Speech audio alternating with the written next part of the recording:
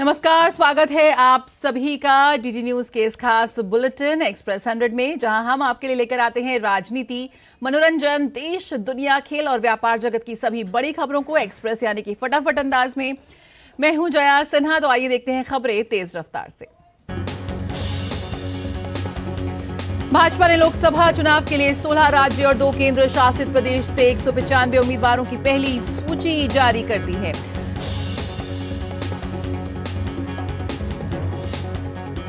एक 195 उम्मीदवारों की भाजपा की सूची में 28 महिलाएं और 50 से कम उम्र वाले 47 युवा उम्मीदवारों को भी मौका दिया गया है। भाजपा की सूची में अनुसूचित जाति के 27, अनुसूचित जनजाति के 18 और पिछड़ा वर्ग के 57 उम्मीदवार शामिल हैं। भाजपा की पहली सूची में उत्तर प्रदेश से 51, पश्चिम बंगाल से 20, मध्य प्रदेश 24, गुजरात से 15 उम्मीदवार शामिल हैं। भाजपा की सूची में राजस्थान से 15, केरल से 12, तेलंगाना से 9, असम की 14 में से 11, झारखंड से 11 और छत्तीसगढ़ से 11 उम्मीदवार शामिल हैं। भाजपा की पहली सूची में दिल्ली से 5, जम्मू कश्मीर से 2, उत्तराखंड से 3, अरुणाचल प्रदेश से 2, गोवा से 1, त्रिपुरा से 1, अंडमान निकोबार से 1 और दमन-दीव से 1 उम्मीदवार शामिल हैं। वहीं प्रधानमंत्री नरेंद्र मोदी एक बार फिर वाराणसी से चुनाव लड़ेंगे। पीएम मोदी तीसरी बार वाराणसी से चुनावी मैदान में होंगे। प्रधानमंत्री नरेंद्र मोदी ने भाजपा नेतृत्व और काशी की जनता का आभार व्यक्त करते हुए कहा कि बाबा विश्वनाथ की नगरी काशी में तीसरी बार अपनी परिवारजनों की सेवा को लेकर बहुत उत्सुक हूं। प्रधानमंत्री ने कहा कि 2014 में मैं लोगों के सपनों को साकार करने और गरीब से गरीब को सशक्त बनाने का संकल्प लेकर काशी गया था।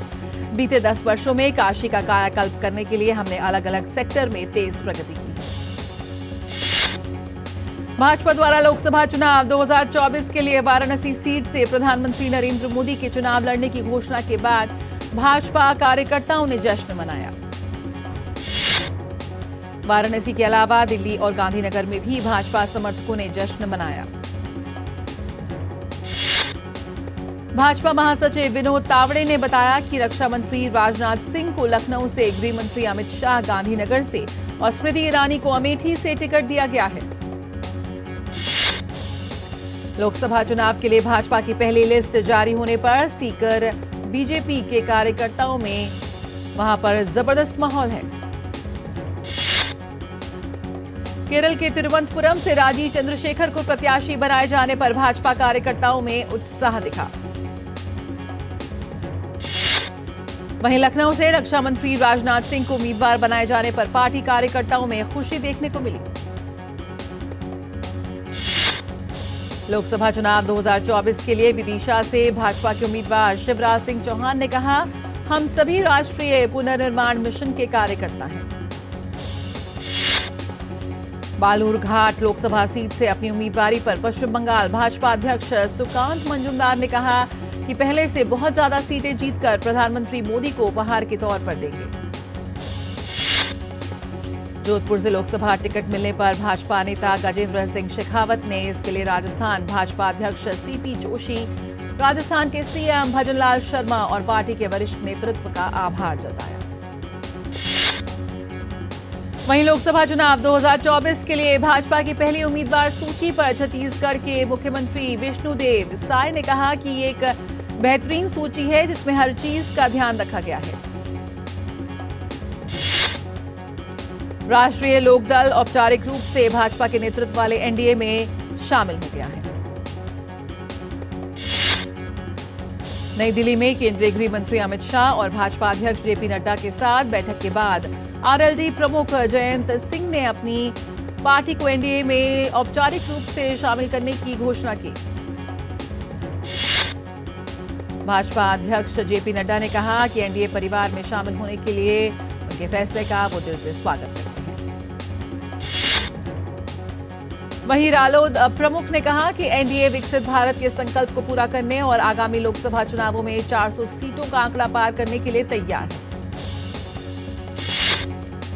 सरकार ने ऐतिहासिक प्रेस और पत्र पत्रिका पंजीकरण अधिनियम 2023 और इसके नियमों को अधिसूचित किया। इसके अंतर्गत देश में पत्र पत्रिकाओं का पंजीकरण ऑनलाइन करना होगा। नई व्यवस्था लागू होने से मौजूदा मैनुअल और बोझिल प्रक्रियाओं से राहत मिलेगी। सूचना और प्रसारण मंत्रालय ने बताया कि अब पत्र पत्रिकाओं का पंजीकरण इस अधिनियम के प्रावधानों के अंतर्गत किया जाएगा। तृणमूल कांग्रेस के वरिष्ठ नेता कृणाल घोष ने अपनी ही पार्टी के वरिष्ठ सांसद सुदीप बंदोपाध्याय के खिलाफ तीखा हमला किया है। उन्होंने कहा कि कोयला घोटाला मामले में सांसद के बैंक खाते की केंद्रीय एजेंसियों की जांच करनी चाहिए। नई दिल्ली में भारत सरकार, त्रिपुरा सरकार और स्वदेशी प्रगतिशील क्षेत्रीय गठबंधन के बीच एक समझौते पर हस्ताक्षर हुए। केंद्रीय गृह मंत्री अमित शाह की उपस्थिति में एक त्रिपक्षीय समझौते पर हस्ताक्षर किया गया। अमित शाह ने कहा कि प्रधानमंत्री नरेंद्र मोदी के नेतृत्व में पूर्वोत्तर राज्यों में 11 शांति और सीमा समझौते पर हस्ताक्षर किए गए। उन्होंने कहा कि समझौते पर हस्ताक्षर के साथ सरकार ने इतिहास का सम्मान किया है। अमित शाह ने कहा कि त्रिपुरा के लोगों को अपने अधिकारों के लिए संघर्ष नहीं करना पड़ेगा। मुख्यमंत्री माणिक साहा ने इस समझौते के लिए प्रधानमंत्री नरेंद्र मोदी और गृह मंत्री अमित शाह को धन्यवाद दिया। साथ ही विश्वास जताया कि इससे त्रिपुरा और देश का विकास होगा। झारखंड में स्पेनिश महिला से सामूहिक दुष्कर्म मामले पर झारखंड के मुख्यमंत्री चंपाई सोरेन ने कहा कि इसमें 1-2 लोगों को गिरफ्तार किया गया है। चंपाई सोरेन ने कहा कि हमें निर्देश दिए हैं कि दोषियों को कड़ी से कड़ी सजा दी जाए। दिल्ली के उपराज्यपाल वीके सक्सेना ने दिल्ली सरकार के पूर्व मंत्री सत्येंद्र जैन, पूर्व डीजी तिहाड़ जेल संदीप गोयल और जेल सुप्रिंटेंडेंट राजकुमार के खिलाफ सीबीआई जांच के आदेश दिए। केंद्रीय मंत्री राजीव चंद्रशेखर ने कांग्रेस पर तुष्टीकरण की राजनीति करने का आरोप लगाया। राजीव चंद्रशेखर ने कर्नाटक सरकार पर धमाके की जांच को प्रभावित करने का भी आरोप लगाया है। कर्नाटक विधानसभा में विपक्ष के नेता आर अशोक और पूर्व मुख्यमंत्री बसवराज बोम्मई के नेतृत्व में एक प्रतिनिधिमंडल ने राज्यपाल थावरचंद गहलोत से मुलाकात की और एक ज्ञापन सौंपा। बीजेपी प्रतिनिधिमंडल ने राज्यपाल से कर्नाटक सरकार को बर्खास्त करने की मांग की। केंद्रीय उपभोक्ता मामले, खाद्य एवं सार्वजनिक वितरण राज्य मंत्री साध्वी निरंजन ज्योति ने कहा कि देश में पर्याप्त अनाज भंडारण क्षमता उपलब्ध है। केंद्रीय मंत्री ज्योतिरादित्य सिंधिया ने वर्चुअल माध्यम से आस्था ट्रेन ग्वालियर को हरी झंडी दिखाकर अयोध्या के लिए रवाना किया। केंद्रीय मंत्री मनसुख मांडविया ने प्रधानमंत्री नरेंद्र मोदी द्वारा शुरू की गई उत्पादन लिंक्ड प्रोत्साहन पीएलआई योजना के अंतर्गत विभिन्न ग्रीनफील्ड प्रोजेक्ट्स का लोकार्पण किया। केंद्रीय मंत्री मनसुख मांडविया ने कहा कि मेडिकल डिवाइस और बल्क ड्रग में आत्मनिर्भर होगा भारत। उत्तर भारत में मौसम का मिजाज बदला हुआ है। रविवार रात दिल्ली एनसीआर समेत कई राज्यों में जमकर बारिश हुई। तेज बारिश होने से ठंड बढ़ गई है। वहीं उत्तर प्रदेश में भी बारिश जारी। सीतापुर शहर के कई हिस्सों में हवा के साथ हल्की बारिश हुई। इसके अलावा उत्तराखंड में हरिद्वार के कई क्षेत्रों में बारिश के साथ ओलावृष्टि हुई।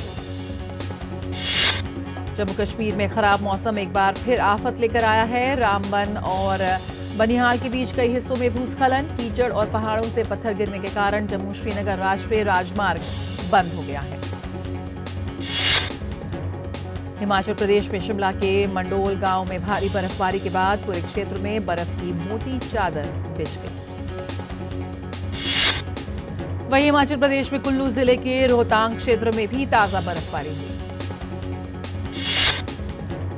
ओडिशा में पूर्व बीजेडी विधायक अरविंद धाली ने कहा कि मैंने बीजेडी से इस्तीफा दे दिया है। मैं भाजपा में शामिल होने जा रहा हूं। अरविंद धाली ने कहा कि मुझे बीजेडी में काम करने में कंफर्ट कम मिलता है। भाजपा में काम करना बेहद कंफर्टेबल है, इसलिए मैं भाजपा में आ रहा हूं। केंद्रीय मंत्री मीनाक्षी लेखी ने नई दिल्ली में शक्ति मैराथन को हरी झंडी दिखाई।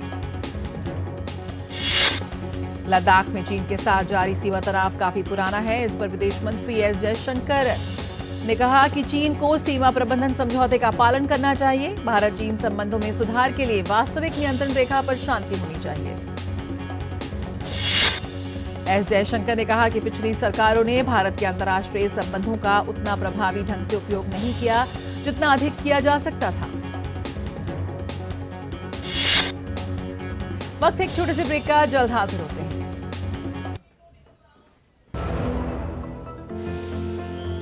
साल बरस और सदी नहीं, एक युग गुजर जाएगा।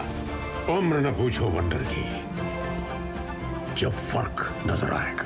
वंडर सीमेंट, फर्क नजर आएगा। टेक स्टार्टअप सॉलिड था, प्लान था कड़क, करना था समथिंग ग्रेट, पर शुरू से प्रॉब्लम्स ने घेरा यूं कि बिजनेस हुआ अपना लम्बेट। बिजनेस गुरु की जरूरत थी खास, सीधे गए SBI स्टार्टअप ब्रांच पे तो खुल गया success. Startup advisory and support SBI startup branch पे। मैं IT प्रोफेशनल, मुझे मार्केट और इन्वेस्टमेंट के बारे में ज्यादा नहीं पता था। सो NPS के प्रोफेशनल फंड मैनेजमेंट के थ्रू अब ऑटोमेटिक इन्वेस्टिंग बढ़िया चल रही है। मैं जितनी आसानी से इतने सारे एप्स यूज करता हूँ, बस उतना ही इजी और एक्सेसिबल है ऐप के थ्रू मेरा NPS अकाउंट। रिटर्न्स, इन्वेस्टमेंट, सब चीजों का ट्रैक रखना बिल्कुल आसान है। अपने बेहतर कल को सुनिश्चित करने के लिए NPS जरूरी है। साल बरस और सदी नहीं, एक युग गुजर जाएगा। उम्र न पूछो वंडर की, जब फर्क नजर आएगा। वंडर सीमेंट, फर्क नजर आएगा। ब्रेक के बाद स्वागत है, जारी है एक्सप्रेस 100। अमेरिकी व्यापार प्रतिनिधि कैथरीन ताई ने कहा कि चीन की आर्थिक विकास प्रणाली दुनिया भर में कई प्रतिस्पर्धी दबाव कर रही है पैदा। कैथरीन ने कहा कि वैश्विक व्यापार के विविधीकरण का हवाला देते हुए पिछले साल अमेरिका चीन द्विपक्षीय व्यापार में हुई भारी गिरावट को एक सकारात्मक संकेत उन्होंने बताया। सरकार ने सोशल मीडिया और अन्य मंचों के लिए एक परामर्श जारी कर परीक्षण से गुजर रहे AI को तैनात करने से पहले उपयोगकर्ताओं की मंजूरी लेने को कहा। उद्योग और कारोबार से जुड़ा BNI ब्रिज एक्सप्रो जयपुर में 15 मार्च से होगा शुरू। आयोजकों के अनुसार जयपुर में होने वाले इस 3 दिवसीय आयोजन में 1200 से अधिक उद्यमियों के शामिल होने की संभावना। दिल्ली उच्च न्यायालय ने व्यवसायी रतुल पुरी को इरादतन चूक करता यानी कि जानबूझकर कर्ज न चुकाने वाला घोषित करने के बैंक ऑफ बड़ौदा के फैसले को रद्द कर दिया है। गूगल के अपने प्ले स्टोर से कुछ ऐप हटाने पर कड़ा रुख अपनाते हुए सरकार ने कहा कि भारतीय ऐप को हटाने की अनुमति नहीं दी जा सकती। सरकार ने भारतीय ऐप को हटाने के संबंध में गूगल और संबंधित स्टार्टअप को बैठक के लिए अगले सप्ताह बुलाया। मार्केटिंग सेवाएं मुहैया कराने वाली कंपनी आरके स्वामी लिमिटेड अपना IPO ला रही है, जो 4 मार्च से खुलेगा। निवेशक इस IPO में 6 मार्च तक पैसा लगा सकते हैं। आरके स्वामी लिमिटेड ने IPO का बैंड प्राइस 270 से 288 रुपए प्रति शेयर रखा है। कंपनी IPO से कुल 424 करोड़ रुपए जुटाने की तैयारी में है। बायजू के संस्थापक बायजू रविंद्रन ने कहा कि उनकी कंपनी अपने कर्मचारियों को सैलरी नहीं दे पाएगी। बायजू रविंद्रन ने कहा कि कुछ निवेशकों के साथ कानूनी विवाद के चलते राइट निगम की राशि अलग खाते में बंद होने के कारण सैलरी ना दे पाने की स्थिति आई है। पत्र में रविंद्रन ने कहा कि कंपनी अभी भी ये कोशिश कर रही है कि वेतन भुगतान कर दिया जाए। अदानी एंटरप्राइजेस के डायरेक्टर प्रणव अदानी ने उज्जैन में हुए एक क्षेत्रीय उद्योग कॉन्क्लेव के दौरान ऐलान किया कि अदानी ग्रुप मध्य प्रदेश में आने वाले समय में 75,000 करोड़ रुपए निवेश करेगा। प्रणव अदानी ने कहा कि राज्य में हमारा संचयी निवेश फिलहाल 18,000 करोड़ रुपए का है और हमने मध्य प्रदेश में 11,000 रोजगार के अवसर पैदा किए हैं। अदानी ग्रुप प्राकृतिक संसाधन क्षेत्र में 4,000 करोड़ रुपए का निवेश करेगा। साथ ही फूड प्रोसेसिंग, कृषि, रसद, लॉजिस्टिक और डिफेंस मैन्युफैक्चरिंग में अपना विस्तार करने के लिए 600 करोड़ रुपए का निवेश करेगा। पाकिस्तान की संसद में आज प्रधानमंत्री पद का होगा चुनाव। भारतीय समय अनुसार सुबह 11:30 बजे नेशनल असेंबली का सत्र होगा शुरू। नवाज शरीफ की PMLN और बिलावल भुट्टो की PPP पार्टी ने बहुमत हासिल करने के लिए गठबंधन किया। गठबंधन ने नवाज के छोटे भाई और पूर्व प्रधानमंत्री शहबाज शरीफ को PM पद का उम्मीदवार घोषित किया। इमरान खान के समर्थन वाले सांसद अब सुन्नी इत्तेहाद काउंसिल पार्टी का हिस्सा। उन्होंने इमरान खान के अप्रूवल के बाद उमर अयूब को PM पद का उम्मीदवार बनाया। पाकिस्तान मुस्लिम लीग नवाज के सरदार अयाज सादिक को कल नेशनल असेंबली के 22वें स्पीकर के रूप में चुना गया। स्पीकर का चुनाव गुप्त मतदान के माध्यम से कराया गया। अमेरिका ने कहा कि प्रस्तावित गाजा संघर्ष विराम और बंधकों की रिहाई समझौते के लिए इजराइल सहमत है, लेकिन अब इस पर फैसला हमास को करना है। इजराइल ने संघर्ष विराम प्रस्ताव को लगभग स्वीकार किया। प्रस्ताव के अनुसार गाजा में 6 सप्ताह के संघर्ष विराम के साथ साथ हमास बंधक बनाए गए बीमार, घायल, बुजुर्ग और महिलाओं को रिहा भी करेगा। गाजा में लोगों तक मानवीय सहायता पहुंचाने के लिए अमेरिका ने पहली बार विमान से मदद पहुंचाई। संघर्ष से प्रभावित नागरिकों को जरूरी राहत मुहैया कराने के लिए वायुसेना के केंद्रीय कमान के 3 विमानों ने खाद्य सामग्री के 38,000 पैकेट वाले 66 बंडल गिराए। अमेरिकी अधिकारियों का कहना है कि इजराइल इस मिशन का समर्थन करता है, जिससे जमीन पर मौजूद लोगों की सुरक्षा सुनिश्चित करने के लिए सावधानीपूर्वक की योजना बनाई जा रही है। इजराइल हमास संघर्ष शुरू होने के बाद से ही लाल सागर से गुजरने वाले जहाजों पर हूती आतंकियों के हमले जारी हैं। हूती हमले में पहली बार एक मालवाहक जहाज पूरी तरह क्षतिग्रस्त होकर डूब गया।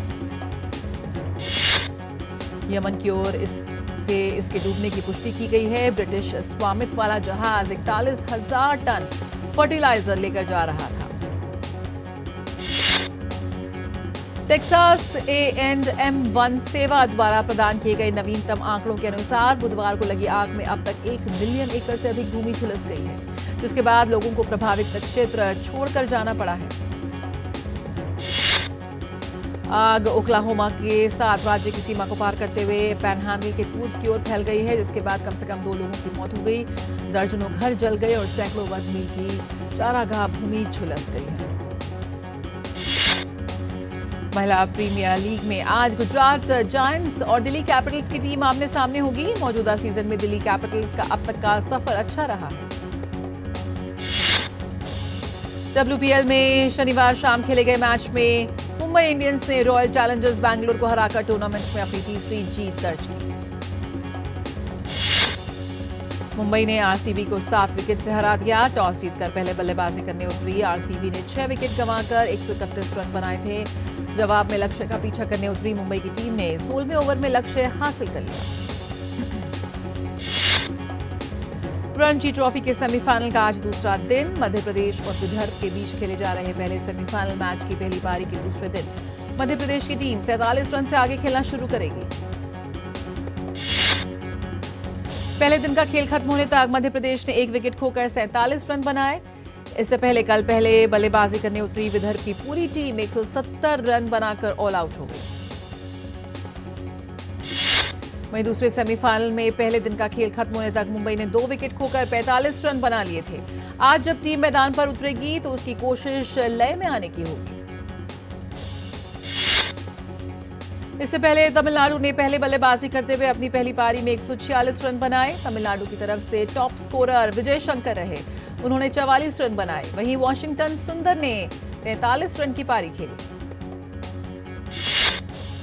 प्रीमियर लीग में लिवरपूल ने नॉटिंघम फॉरेस्ट को 1-0 से हरा दिया है। शनिवार रात खेले गए इस मुकाबले में दोनों टीमों के बीच कड़ी टक्कर देखने को मिली। प्रीमियर लीग में ही खेले गए एक अन्य मुकाबले में ब्रेंटफोर्ड और चेल्सी के बीच खेला गया मैच 2-2 से ड्रॉ रहा। दोनों टीमों के बीच खेले गए रोमांचक मैच में पहला गोल चेल्सी के लिए जैक्सन ने 35वें मिनट में किया। इसके बाद ब्रेंटफोर्ड की ओर से 2 गोल 50वें और 89वें मिनट में आए। स्पेनिश ला लीगा में रियल मैड्रिड और वेलेंसिया के बीच मुकाबला 2-2 से ड्रॉ रहा। इस मुकाबले में वेलेंसिया ने 27वें मिनट में पहला गोल किया, जबकि टीम की ओर से दूसरा गोल 3 मिनट के बाद ही हुआ। प्रीमियर लीग में ही खेले गए एक अन्य मैच में टॉटनहैम हॉटस्पर ने क्रिस्टल पैलेस पर 3-1 से जीत दर्ज की। टॉटनहैम हॉटस्पर के लिए वर्नर रोमेरो, सन ह्यूंग मिन ने 1-1 गोल किया, जबकि क्रिस्टल पैलेस की ओर से एकमात्र गोल एज ए ने 59वें मिनट में दागा। डांस रियलिटी शो झलक दिखला जा का 11वां सीजन जीत लिया है मनीषा रानी ने। शो में मनीषा की एंट्री वाइल्ड कार्ड के माध्यम से हुई थी। मनीषा ने फाइनल में शोएब इब्राहिम और अद्रिजा सिन्हा को हराया।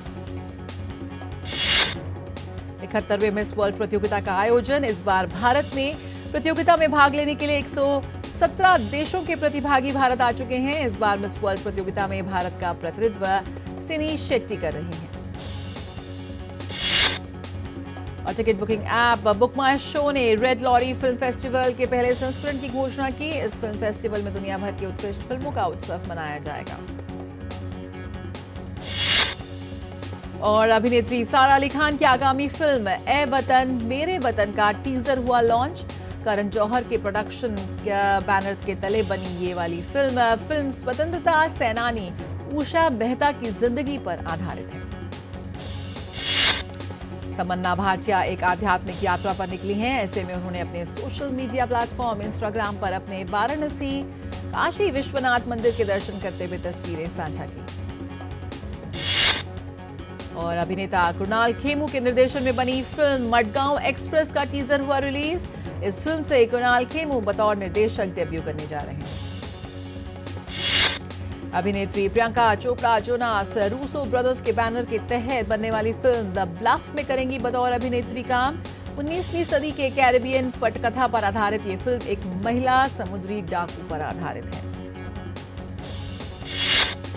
और किरण राव की फिल्म लापता लेडीज ने पहले दिन बॉक्स ऑफिस पर वैश्विक स्तर पर करीब 1.70 करोड़ रुपए की कमाई। Telugu superstar NTR junior, Kannada star Rishabh Shetty और निर्देशक प्रशांत नील ने की मुलाकात। एनटीआर जूनियर ने इस मुलाकात की तस्वीर को इंस्टाग्राम पर बैंगलोर डायरीज कैप्शन देकर साझा किया। खेसारी लाल यादव की भोजपुरी फिल्म रंग दे बसंती का ट्रेलर हुआ लॉन्च। फिल्म पैन इंडिया 22 मार्च को होगी रिलीज। और एक्सप्रेस न्यूज में फिलहाल इतना ही। मुझे दीजिए इजाजत। नमस्कार।